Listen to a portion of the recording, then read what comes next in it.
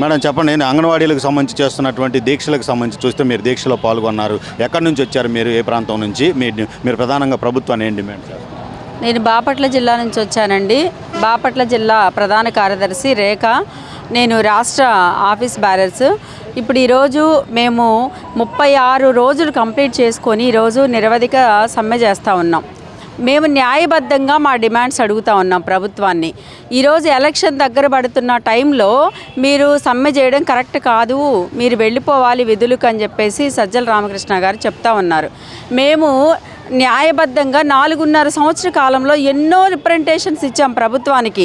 చాలాసార్లు సమ్మె చేసాం. పోలీసులతో అరెస్టులు చేసి మమ్మల్ని కనీసం ఆయన దగ్గరికి వెళ్ళనీయకుండా మమ్మల్ని అరెస్టులు చేసి ఎక్కడికక్కడికి ఇళ్ళకు పంపించినటువంటి పరిస్థితి, కేసులు పెట్టినటువంటి పరిస్థితి మేము చూసాం.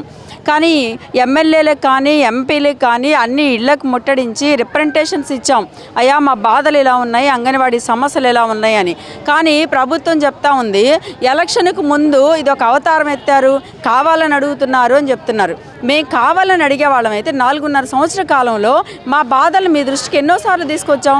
మీకెందుకు చిత్తశుద్ధి లేదు అంటే మేము న్యాయబద్ధంగా మేము అడుగుతుంటే కావాలని మా మీద బురద జల్లి దుష్ప్రచారం చేస్తూ ఉంది ప్రభుత్వం.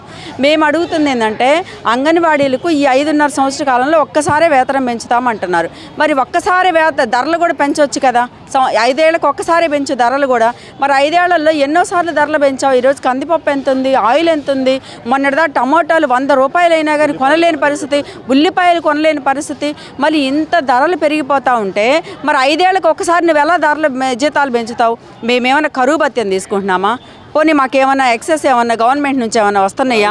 ఒకసారి పెంచేలాగైతే ఏదైతే ప్రభుత్వ ఉద్యోగుల్లాగా పిఆర్సీలను లేకపోతే ఫిట్మెంట్లను ఈ విధంగా మిమ్మల్ని కూడా ప్రభుత్వ ఉద్యోగుల కింద కన్వర్ట్ చేయొచ్చు కదా అనేది మీరు ఏమైనా డిమాండ్ చేస్తారు? చేస్తున్నాం సార్.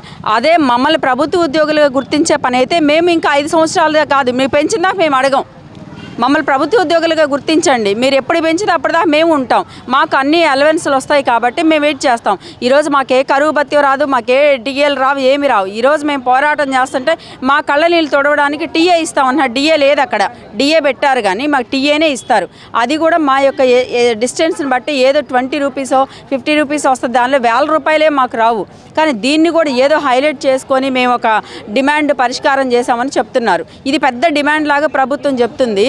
అలాగే 62 సంవత్సరాలండి. ఎప్పుడు రాజవడు రెడ్డి అవడు ఎప్పటికో రిటైర్డ్ అయిన దాన్ని తీసుకొచ్చి ఇప్పుడు మేము ఒక డిమాండ్ పరిష్కారం చేశామంటున్నారు. మీరే చేయాలి, మేమేం అడగలేదు. అది మీరు చేశారు. ప్రభుత్వ ఉద్యోగులు చేస్తున్నారు, అలాగే చేశారు. మరి మమ్మల్ని ప్రభుత్వ ఉద్యోగులుగా గుర్తించి మరి అదేం లేదు. అట్లా పక్కన పెట్టేసి ఈరోజు మమ్మల్ని నిరంకుశంగా వ్యవహరిస్తూ ఉన్నారండి. షోకాజ్ నోటీసులు ఇచ్చారు. దానికి ఈరోజు ఆన్సర్ చేయడానికి వెళ్తే అధికారులు చెప్తున్నారు మీరు షోకాజ్ నోటీసులు ఇస్తే మేము తీసుకోము, ఆన్సర్ ఇస్తే తీసుకోము, మీరు విధుల్లోకి జాయిన్ అవ్వండి, అప్పుడు మేము ఓకే యాక్సెప్టెడ్ అంటున్నారు. అంటే మేము ఏమని అడుగుతున్నాం ప్రభుత్వాన్ని? షోకాజ్ నోటీసులు ఇస్తే దానికి ఆన్సర్ ఇస్తే దాన్ని కూడా తీసుకోకుండా మీరు మమ్మల్ని బెదిరించే ధోరణి చేస్తూ ఉన్నారు. ఈరోజు బెదిరిస్తే బెదిరిపోయే పరిస్థితుల్లో అంగన్వాడీ వ్యవస్థ ఉందా? ఇప్పుడు లేదు సార్, ఎట్టి పరిస్థితుల్లో లేదు. అంగన్వాడీలు ఈరోజు అంగన్వాడీలకు రాష్ట్ర వ్యాప్తంగా కార్మిక సంఘాలు, ఉద్యోగ సంఘాలు అన్ని ప్రజల మద్దతు పుష్కలంగా ఉంది.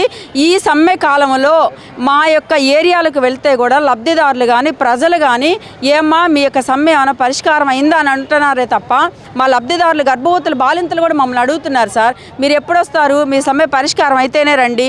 నిజంగా పాపం ఇన్ని రోజులు రోడ్ల మీద ఉన్నారు, ఏం తిన్నారో ఏమోనండి టీచర్ గారు అని మా మీద సానుభూతి పడతా ఉన్నారు. మేము ఎలా చెప్తాం సార్? 1,03,000 మంది అంత చీప్ ఎస్టిమేషన్ వేస్తున్నారా మా ఓట్లు? ఈరోజు మా కుటుంబ సభ్యులు ఏమయ్యారు సార్? మా భర్త, మా పిల్లలు, మా కుటుంబం, నేనే ఉన్నాను. నా కుటుంబంలో 5 ఓట్లు ఉన్నాయి.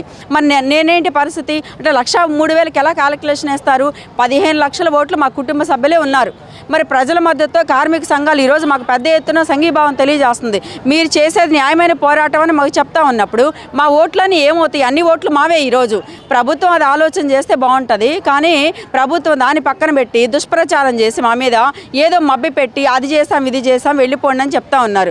కానీ ఇప్పటికైనా మనసు మార్చుకోవాలి. జగన్ గారు చరిత్రలో గుర్తుండిపోయే విధంగా 3 పండుగలు మమ్మల్ని రోడ్ల మీద జరుపుకునేటట్టు చేశాడు.